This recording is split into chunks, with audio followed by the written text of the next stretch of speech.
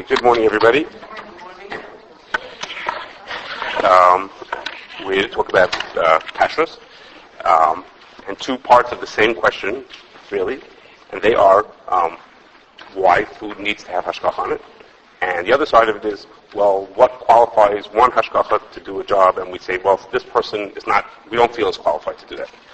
Just a little bit about myself. I work at the CRC, the Chicago Rabbinical Council, right around the corner, basically. I've been here for about 6 years. Before that, I worked at the OU, also in Kashrus.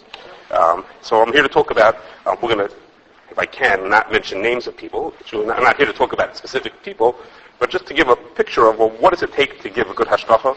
Why does it need Hashgachah? And then why, if you call our office and you say, no, we don't recommend that Hashgachah, what would be behind that? What could be the reason why one person does or doesn't do a good job? Some of you may remember, 30 years ago, 50 years ago, when people looked to decide if food was kosher, they picked up the label and they looked at the ingredients, and it basically was, as long as they didn't see lard on there, they decided it was kosher.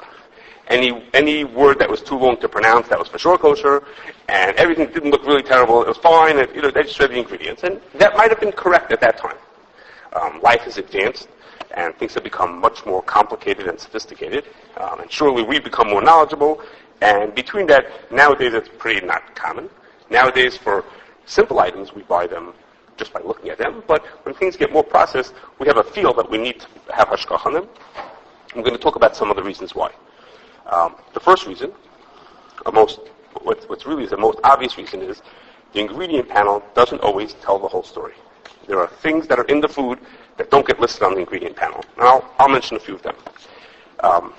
If any of you have ever walked into the back of a bakery, you walk into Breadsmith right here down the street, or you may even use it in your own house, you'll see that they don't put the breads and the challahs right onto the trays. They use sheet liners that go on those sheets. They go on the pans, which help the breads not stick onto the pans. As you may know, many of those liners are greased. I mean, if you'd feel it, you'd feel that it has a really thick greasing on that can come off, which may or may not be kosher. And that lining that's on, that greasing that's on there doesn't get listed as an ingredient. We have ingredients, we have flour and water and yeast and eggs, I don't know, whatever else is in the bread, but those kind of things that don't get listed. You have something called emulsifiers. They may or may not be listed. An emulsifier helps keep items together, like in a dressing, keep the water and the oil parts of it together. They may or not be listed. And there's something called an antifoam. I'll tell you the classic way of what an antifoam is used. It's to prevent foaming in the product. And when you make maple syrup, so at one part of the process you have to cook up the syrup. It's a sap that comes out of a tree, and you cook it up and it gets very foamy. And the way they would prevent the foam would just get in the way of everything. And what they would do is they would hang a big piece of pig fat over the pot. And what would happen is as the pot heated up, it would start to melt the pig fat. And drips of oil would drop into the pot of maple syrup. And the oil has the property of breaking apart the foam. So as it got hotter and it needed antifoam, the antifoam would drip in. Okay? Now nowadays it's a little more sophisticated. They don't hang pieces of meat on top of the pot, but they do other things that are oil-based that may or may not be kosher. And again, those are not listed. One last example. In a vitamin is, most people take vitamins as just in a pill form, and really what that pill form is, they took a lot of different powders and they press them together very tightly to the point that they hold together into a pill form. Well, there are some vitamins, vitamin A, D, E, a couple of vitamins that don't come in powdered form. They need to come in liquid form. Well, how do you get a liquid vitamin to stay in that pill? If you think about it, if you squish everything together, then the liquid parts of it are just going to leak all over the place. They're not going to stay in the pill the way it's supposed to be. So what they do is before they put those powders together, they encapsulate tiny, tiny beadlets of those vitamins in gelatin. The gelatin, at each one is really, really tiny, and what it does is now you've had your liquid is held together in this very neat little package, and then when you squish the pieces together, it's like a solid. Okay, it's very tiny, but it's like a solid, and it stays together in the pill form. Okay, so those are a couple of things that might not be listed because they're considered processing aids or some kind of indirect ingredient that doesn't need to be listed. Then there's other ones. I'm guessing everybody here has eaten something with NutraSweet in it, aspartame. And aspartame, NutraSweet advertises themselves as being made from corn. It's natural and it's made from corn. But if you ever thought about it, corn is sort of bland tasting and it's starchy and it has calories to it. Well, how did it turn into a NutraSweet that's really sweet and doesn't have any calories to it or has minimal calories? What happened? How did that go from that to that? Well, what went from that to that is a couple of enzymes. Okay, enzymes are different things usually made by bacteria, which produce a chemical that helps in some process. Your body's got loads of enzymes in it, and the right enzyme is the one that helps convert the corn. I think it's 2 different conversions to turn the corn into NutraSweet, which is very different taste from each other. Or, I'm clear that everybody ate breakfast already, is that correct? Okay, so I'll tell you that the butter is graded by different levels. The highest grade of butter is called AA. AA butter is graded by how fresh it is. Okay? There's only one problem with AA butter. It doesn't taste like anything. It's so fresh that, because what makes butter taste good is as it begins to rot a little bit and become a little rancid, that gives the taste that we associate with the positive taste of butter. And this AA butter is so fresh that it doesn't taste like anything. Well, so how do you sell AA butter, which it's very fresh, and you might want to buy it because you say that looks like the best butter, but when you take it home, it's not going to taste like anything. So what they do is they add something called lipase. It's an enzyme taken from the throat of calves, and they take that enzyme that helps digest the butter, helps digest the fats that are in there, and helps make it taste good. So all these kind of things are things that don't get listed. When you when you look at the ingredient panel, you're going to see AA butter, you're going to just see cream or whatever, a couple of ingredients. You're not going to see that it has lipase from calf throats. Oh gosh, who wants to eat that? Right? So you're not going to see that listed because that doesn't need to be listed. Right? By the rules, these are things that don't need to be listed. Okay, so we have many more examples. I'm going to keep on moving. There's one group of reasons why food needs to have hashgachah is because by reading the ingredient panel, you might not catch everything. There are things that don't have to legally be listed. They're just minor ingredients, what they call processing aids, and they're functional, and they don't get listed as a food. Then we have a next group of items, which are ingredients that you would see that are not descriptive. When you see the name, you don't really know what you're looking at. And the best example of that is a flavor. Okay, when you pick up anything, just lots and lots of foods have flavors in them, and legally they write on it that it has a natural flavor or artificial flavor, or however they describe it, but they don't tell you what's in the flavor, and that's because that's a trade secret. It's very proprietary what's in the food that makes it taste like whatever they want it to. And the way they make those flavors is, well, most people think that a flavor, let's say we take orange flavor, well, they think as well they squeezed oranges and they somehow made it, concentrated that flavor, that's not what happens. When they describe a flavor as natural grape flavor, okay, most people read that as a sentence. It's a phrase. It's natural grape flavor. But it's really not. It's really 3 independent words. It is something that's natural, and it tastes like grapes, and it gives a flavor. But those 3 words have nothing to do with each other. It never saw a grape in its life. It's a concoction of chemicals that made it taste like that. If those chemicals happen to come from a natural source, then it's called natural grape flavor. But they have nothing to do with grapes.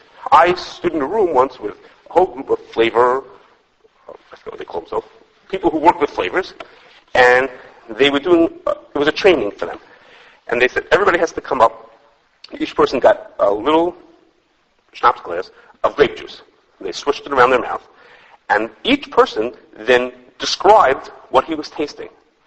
And the people who do this for a living, they have a whole language of their own to describe it. It's very much like what you read on the back of a wine bottle, okay? But instead of it saying that it has a fruity flavor, this has a brown note. And it has a green tone. And it has a woody taste to it. And it's like, what are they talking about? But they don't know what they're talking about. And so each one of them had to swish this around their mouth. And then they could describe, after 2 seconds, it had this note and this taste and this tone. And they described what they were tasting, and the reason why they do that is because they said, okay, now I need a woody note after 4 seconds. That's what it has to it. How will I create something that has that? So they open a book. We have them at the CUC, they're this fat, these books. They turn the pages, and they find the chemical that gives a woody note after 4 seconds. Okay, I haven't a clue what that is, but they do. And they could then, so they say, okay, there were 4 elements to this taste. They put in chemicals that give each one of those elements, and now they've recreated a grape flavor. Okay, that's how now they, of course, then add their own twist to it, because each, they can all do grape basically the same, but each one's got their own version of how they do it. They throw a little of this and a little of that to make it just how they want it. So that grape flavor has nothing to do with grapes. I guess that's good news, because usually grape products are not kosher. Yes? It's like our butter flavored Pam. Yeah, that's correct. It's natural. No, it's natural butter flavored Pam. Yeah. It's natural. How did it get natural butter flavor? Because that doesn't do with butter. It didn't come from butter. It's the butter flavor, butyric acid, that came from a natural source. It didn't come from the butter itself. That's okay. That's very reasonable. Most people, if they would watch how they make these flavors, really would go back to the stuff that's not flavored, because it's really hard to believe that all those assorted colors of chemicals mixed together, that somehow tastes like, I don't know, hazelnut. I mean, it really does taste like hazelnut, but it's like, oh gosh, that wasn't what I had in mind. That's okay.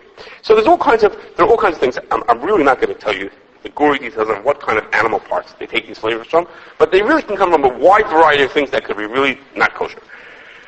So flavors is it's a mystery. You don't know what you're getting in there. What they describe that has nothing to do with what it's made out of. And related to that is colors. Some of you may know, a couple of weeks ago, just maybe a month or two ago, Starbucks was very proud to tell everybody that I believe it was the orange Marciato, I forgot which one it was. One of their drinks was now going to have a natural color to it. And they were very proud of it. And they told everybody about it, and it didn't last for more than a couple of days, because as soon as people found out that the natural orange color they were getting came from a bug, from a cochineal, from what's called carmine. This carmine bug gives really great reds and orange and purples. Okay, and when people realized that, it was like, thanks, but no thanks. We don't want the natural flavor, so they quickly backtracked and decided they would get the natural flavor from, I believe, beta carotene, from carrot. I don't remember what it was. Something. They switched what they were going to get it from. But that was a natural flavor. It was a natural. It was a natural color. This was a color. The colors generally are better than flavors, and the natural colors tend to come from natural things like beets and spinach and other things that are like what you'd sort of be expecting, but they don't always. The colors, again, one of the most famous ones is this one, the carmine, that makes very good red, oranges, and purples, and there's one that's made from wine, which is also not kosher, as you can often not kosher. Okay, another thing, what everybody considers, and I don't want to discourage you from thinking this, that water is the easiest, simplest, most kosher item, and it really is. But water in a food item is not always as simple as water, like when you just go out and buy a bottle of water. And that is because companies have learned to become very efficient, and nothing gets wasted. No energy, no products, everything in a plant is used and reused as often as they can.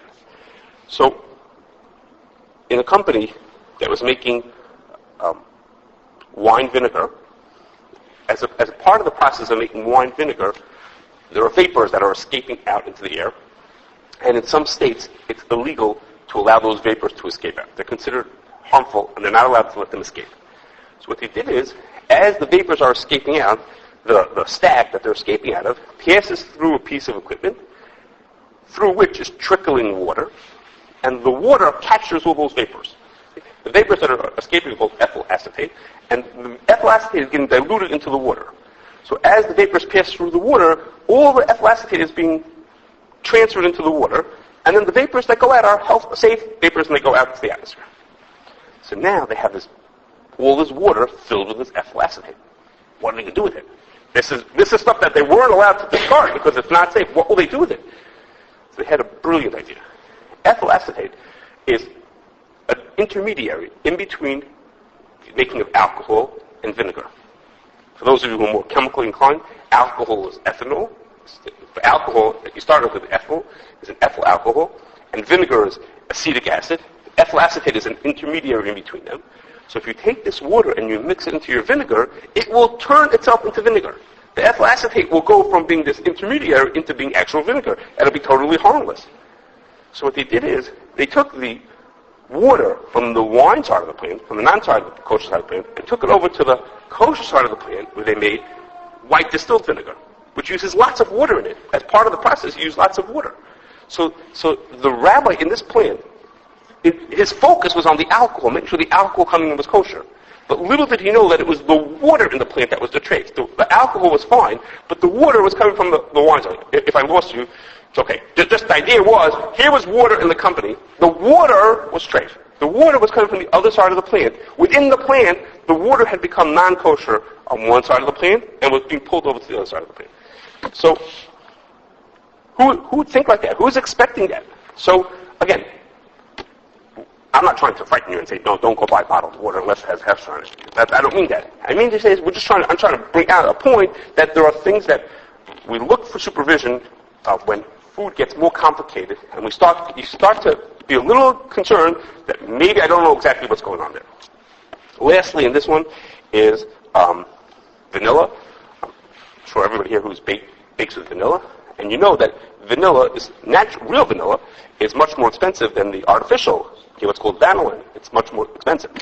So somebody came up with a great idea. I don't know if it was commercialized, but they made a patent for how to create vanillin using natural ingredients. And what they were legally allowed to call that natural vanilla because it was natural and it had the taste of vanilla, and they were able to call that natural vanilla, even though it didn't come from vanilla beans. It came from something else. Okay, it was made through a chemical process. I don't remember the details of it, but they were able to call that natural vanilla, even though it had nothing to do with vanilla beans. It never saw Madagascar in its life. It had nothing to do with anything. It was natural vanilla, even though the vanilla and the natural, again, you think of it as a phrase, natural vanilla. No, it's natural and vanilla. Those are two different things, Okay, so we've done some items that have ingredients missing on their label, and some that the ingredient is not descriptive enough. When we look at it, we don't realize what we're reading. Okay, now we move to something that's not ingredient related, and that is equipment. We know in a kosher home we have meat dishes and dairy dishes. That's because if we cook something in a meat pot, it's fleischigs, and therefore we can't cook something milchigs in that same pot. Well, in a commercial operation, it's even more serious, because their equipment doesn't cost $20, $30 for a pot. It costs $20 million for a pot. So their equipment is really used for all types of things. Okay, that equipment doesn't just sit around. In my kitchen, there are drawers full of pots that haven't been used in days. That doesn't happen in companies. In big commercial operations, their equipment gets used all the time. Too expensive to let it just sit around. So there's a company, the company is actually not too far from here, that makes vegetable oil and animal fat. This company has 3 sections to the company. One section of the company is all animal fat, and of course that's not kosher. One section of the company is all vegetable oil product, and that product is certified by a very reputable Hashgachah. Okay? The middle part of the plant is equipment that's sometimes used for the vegetable, sometimes it's used for the animal. Which is to say, the company, they can't be sure their business is going to be this way or that way. They have extra equipment. Depending if they need more for vegetable, they use it for vegetable. They need more for animal, they use it for animal.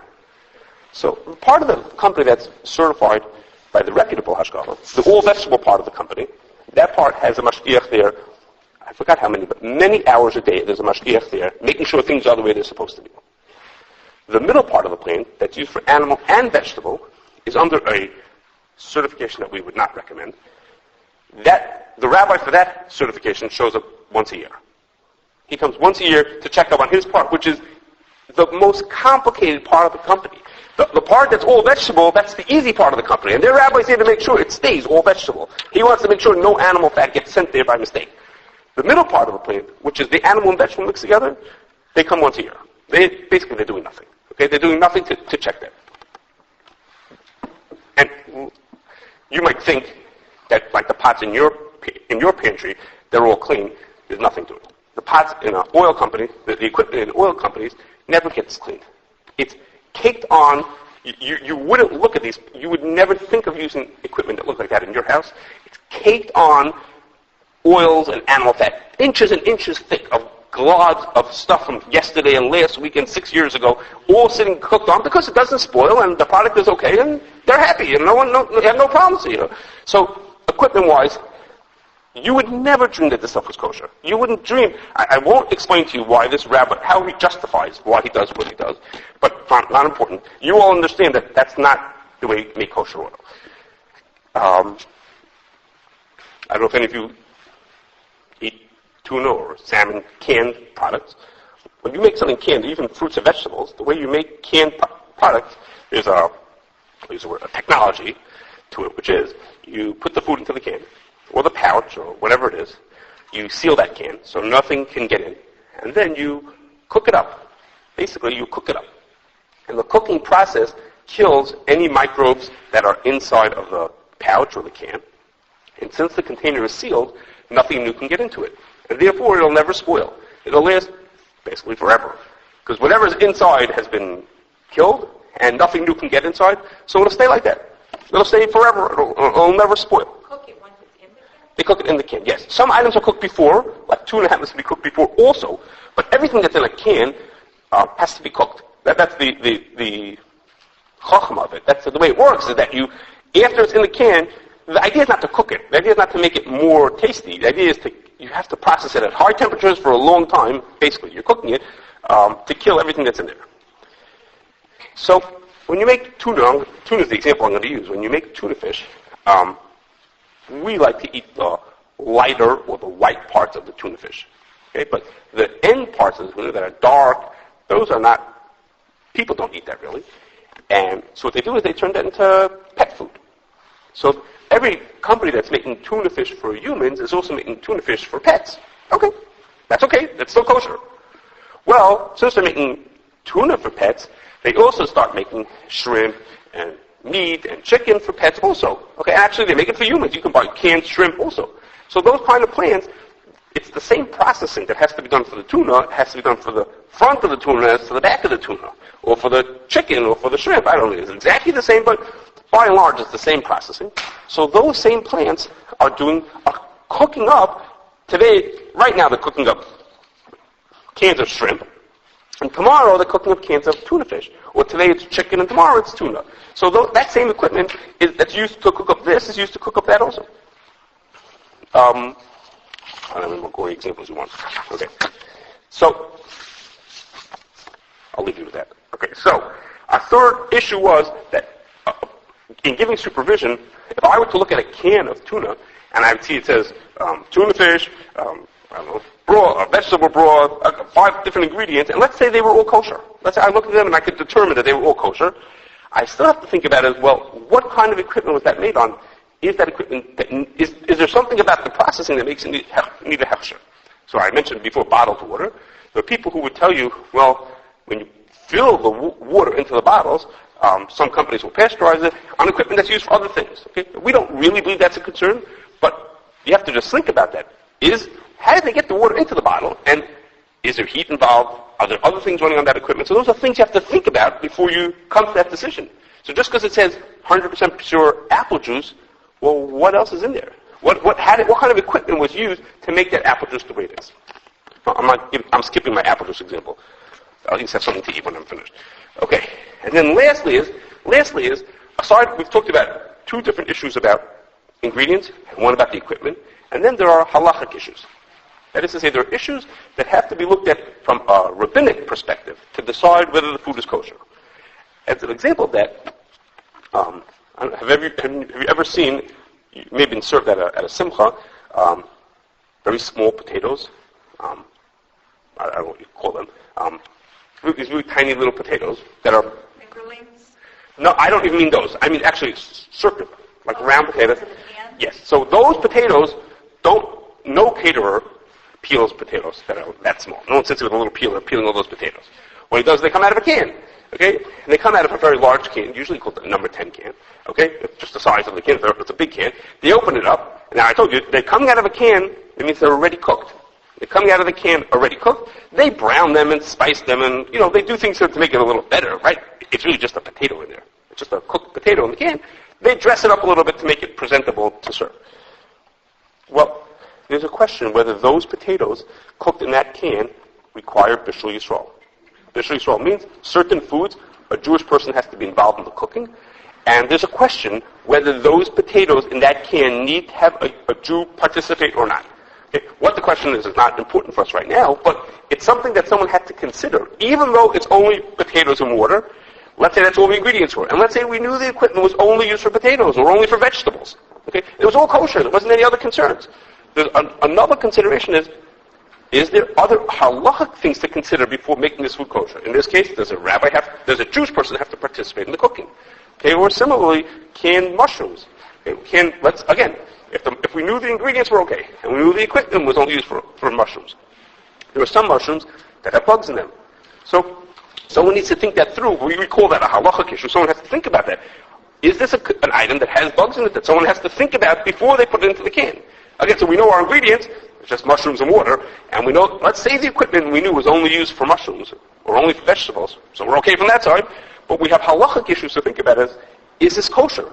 Even if those two things were okay, is this kosher? So with this, I'm winding down the first part I wanted to talk to you about, which is, why does food need hashgacha? What could go wrong? Why do I look for food to have hashgacha? Before I get to the next part, I will tell you that there are loads and loads of foods that don't need hashgacha. We, as a local hashgacha, try to provide that information. So if you call the office and say, hi, I'm in Whole Foods and I'm trying to buy, this and this version of beans or rice or whatever, we'll try to help you and tell you if it does or doesn't need hashgacha. For those of you who use smartphones, we have apps on all the smartphones except for BlackBerries that help you with this kind of information. So we try to help people. We're not trying to discourage people from eating or forcing them to buy hashgacha, because sometimes there's no reason to. In my house, we have plenty of foods that don't have hashgacha in them. So we try to help people with that. But what I'm trying to bring out is that there are many foods. It tends to be the foods that are more processed that need to have hashgacha in them. And I was trying to give you a little background as to why that is. You'll understand automatically that if all of that goes into deciding that a food needs hashgacha, that sort of tells you why one hashgacha might do a better job than another one. Okay, that sort of leads us into the next part is, well, why is this a recommended hashgacha and this one is not? And the simple way to understand it is, if somebody here had a pain in their knee and they needed a doctor, so they wouldn't open the yellow pages. I know nobody does anymore. Okay? They wouldn't search online for physician, and look for orthopedist, and whoever's name was listed first or whoever's name looked nice, they would pick that person. Of course not, because just because he graduated medical school and just because he can get his name listed online, that doesn't mean that he's going to do a good job for me. Well, it's even less is required to give certification. Okay, there are well over 1,000 hashgachas worldwide. Of those, we accept or recognize 200-300 of them as being reputable, because frankly, anybody could stand up and set up a certification. Anybody, if Rabbi Engel decided that he wanted to give hashgacha, he could stand up. He actually is a rabbi, and he can actually call himself Torah Kosher, or he can call it whatever he wants to. But for that matter, any of you sitting here could open up a hashgacha, and you're not rabbis. But for that matter, you don't even have to be Jewish. Okay? There isn't anyone who's going to tell somebody you are or are not authorized to start up a hashgacha. Anybody who wants to can start up a certification. A doctor, at least you have to be licensed. Here, it's sort of open season. Anybody can do whatever they want to. So, I'm going to break up the hashgachas into three groups. The first two are going to be really easy. The first one is the ones that are reliable. Okay, well, whatever that means. They're reliable. And the opposite extreme are what we call the charlatans. These are people who do nothing. They either aren't qualified, they never show up, they don't even have any trappings of giving a reputable hashgacha. I told you about the vegetable oil company a few minutes ago. The real hashgacha spends 5-6 hours a day, on the all vegetable part of the plant, and he comes once a year to the mixed animal vegetable. Well, obviously he's doing nothing. There's nobody home. It's a waste of time. He's doing nothing. There was another person who, this is when I was at the OU. The OU was asked to come give hashgacha at a company. And they came in, and the company was already certified by one of these people who's worthless. And the company made fried eggs.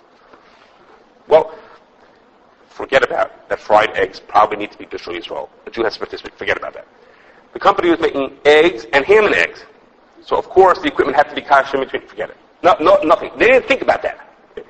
The most amazing part of the factory was that all the boxes that came out of the factory had a kosher logo on them.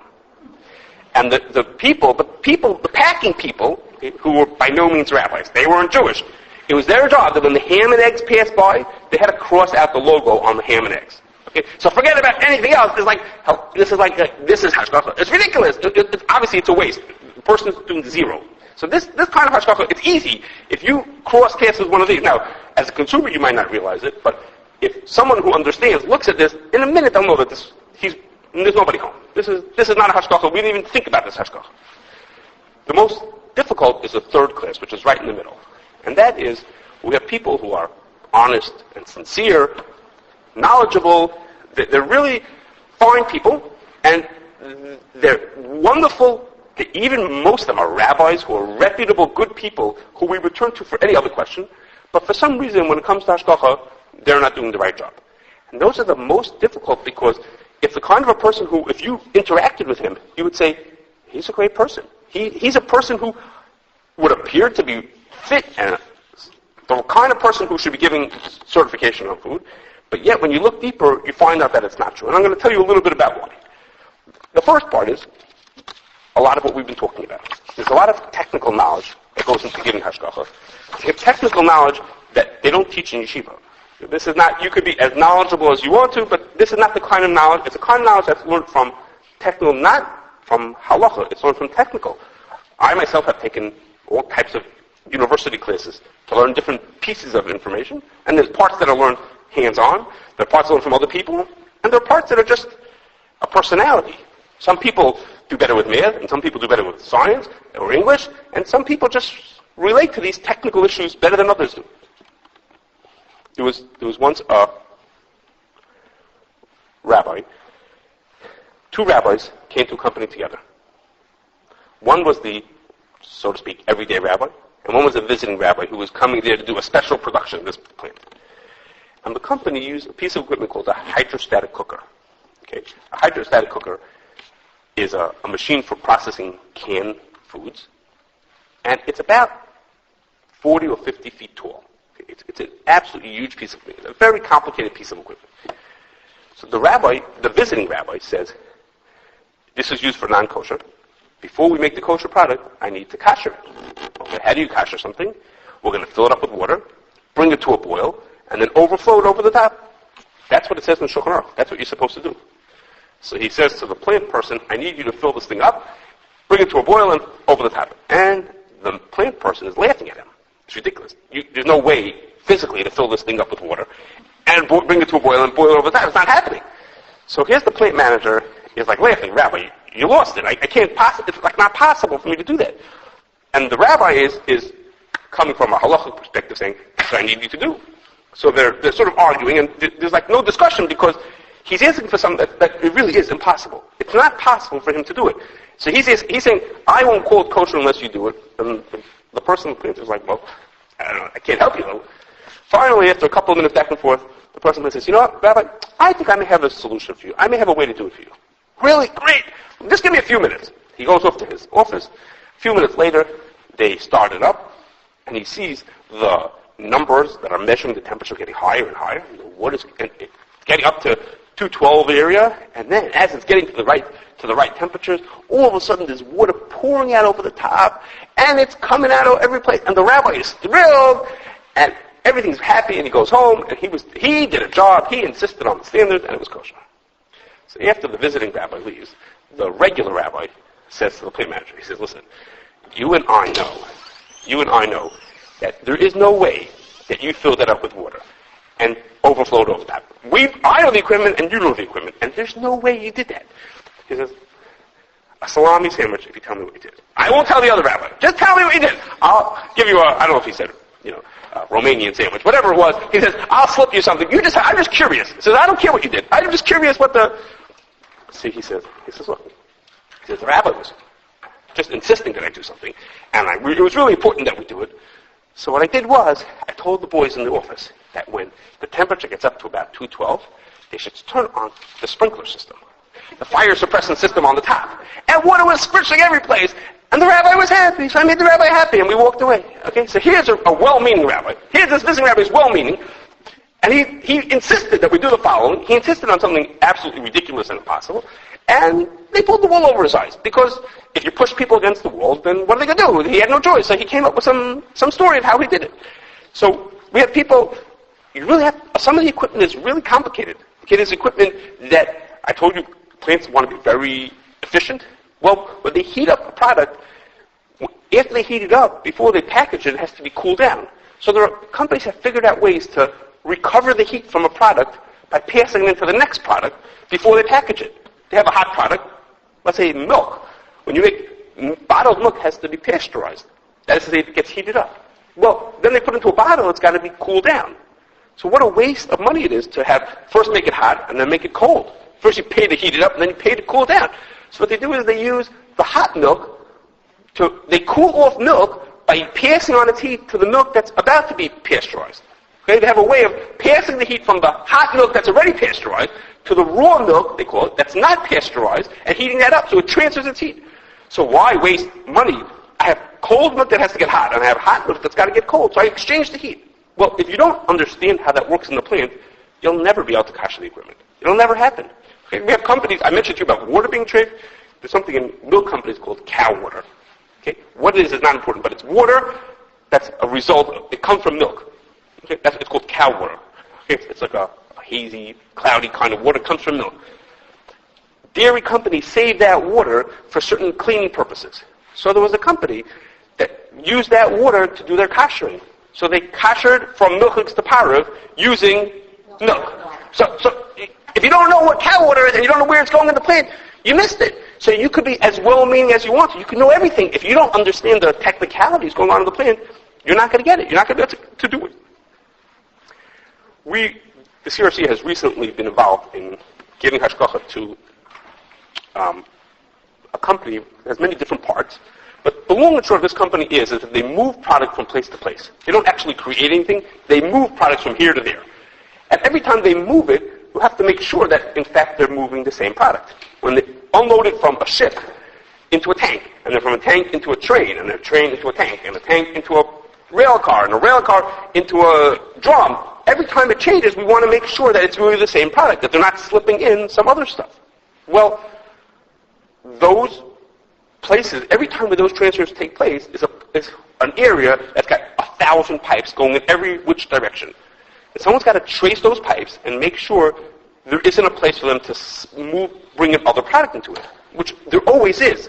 Someone's got to go through trace all those pipes and determine that there isn't a way for them, or cut the pipes, the intersections where the other product could be mixed into this product. I once walked into it was a juice type plant, and I was there to see whether we should accept the hashgacha of somebody else. So the rabbi who gave hashgacha was showing me around the plant, and basically we were evaluating whether we should accept this hashgacha. So I was there with this rabbi and someone from the plant. So we come to a certain place, and there's, 50 tanks out in the area where there are the tanks, and the rabbi says to me, "So, Rabbi Cohen, over here is where we keep our kosher tank of whatever." And the plant person says, "No, Rabbi, it's over there." And the rabbi says, No, this is the kosher tank. And the guy says, No, Rabbi, that's the kosher tank. And they sat and bickered for a couple of minutes as to which was the kosher tank. Okay? But obviously, someplace in that maze of pipes floating around, the rabbi missed it. Okay, the rabbi missed it. He didn't catch that really his stuff was going this way instead of that way. Okay, so obviously he's missing something. He was a very fine person as a human being. And when I turned to him to ask him a question of, what should I do in my house on Shabbos, and what should I do about my daughter getting married, it would be a good person to talk to. But he wasn't able to do his job here. Okay, last, I just got a 2-minute warning. Last is, many people, it's the nature of rabbis, if I could say that word, or of nice people, to be trusting and accepting and believing other people. In particular, if the person is very qualified, has a lot of initials after their name, and such. And we like to believe people, most people are fine people. A company, it doesn't work in Hashgachah. I don't mean that we don't trust people at all. We work with companies and we have long relationships with companies, but in the end of the day my job is to make sure things are true, not just to accept what he says is true. So there was a company making a frozen product, and this company had 5 or 6 plants. And there was a Hashgachah sending labels to this company saying, put my sticker, basically, on the product to tell everybody that it's a kosher product. So it turned out that product was made in 5 plants, some of which were kosher and some of which were not. Okay? Some plants were kosher, some were not. The rabbi told the guy, make sure you only use my stickers in plant A and B. Those are the kosher plants. And that's what they told him they were doing. Okay? We have no idea whether that was true. What happens if plant A was down and they needed more production in plant C? Would they send it to plant C? Did they sincerely mean to do it from that plant? Yeah. Do they know the difference? The plant is not trying to trick the rabbi, let's say, but you can't trust someone like that and let him do that. As an example of that, I'll tell you a quick story. I was once sitting on a plane, and they come around to give drinks, and they said, what would you like to drink? And I said, can I have a Sprite? And the person who's giving up the drinks handed me a Sierra Mist. Sierra Mist is lemon lime soda made by Pepsi. So they're both kosher. Okay, but for my curiosity, I said, can I have a Sprite? So she picks up the can and she says, yeah, here it is. It took 2 or 3 times before she finally got to the point that she would say, oh, it's the same thing. Okay, now, I'm saying to you what really happened in this conversation. When I said, can I have Sprite, she didn't hear the word Sprite. She heard the word lemon lime soda. That's what she heard. And she honestly answered, yeah, here's a lemon lime soda. That's what I have, that's lemon lime soda. It was only after I pressed her that she finally understood that I was being insistent that I specifically have the Sprite version of it and not the Sierra Mist version of it. Okay? And what the Gemara calls that, when something is not important to you, you will talk about it without realizing the fine nuances. To her answering the question, it was not important whether it was Sprite or Sierra Mist. To her, she was trying to give the customer lemon lime soda. To her, it made no difference whether it was Sprite or... To her, those were the same, those were equivalents. Now, imagine if one was kosher, one was not. That is to say, for me, it was important. For me, it was important that I only get Sprite. But to her, it wasn't important. So she sincerely was telling me what she thought was the truth, which was, this is the same thing. I'm giving you what you asked for. She wasn't trying to trick me. She was just giving me what she thought I was asking for. But unless it's important to the person, they will say it without even understanding the meaning of what they're trying to say. So that person may not be evil. The person is just, to them, it's of no significance. To them, let's say Sierra Mist was not kosher, they wouldn't know. That doesn't mean anything. They're not thinking about kosher, they're thinking about soda. And to them, it was the same thing. So, what I was mentioning, the last part of giving a good Hashgachah is there's a certain amount of, not only do you need to know what you're doing, you need to be a certain amount of I don't use the word policeman, but a certain amount of coming as an outsider. The companies companies are very sincere about doing a good job, about providing kosher food. But there are times when even in their sincerity, either the din doesn't let us trust them, or just in practical, it's not the thing on top of their minds, and we need to therefore do the supervision on them. Okay, thank you.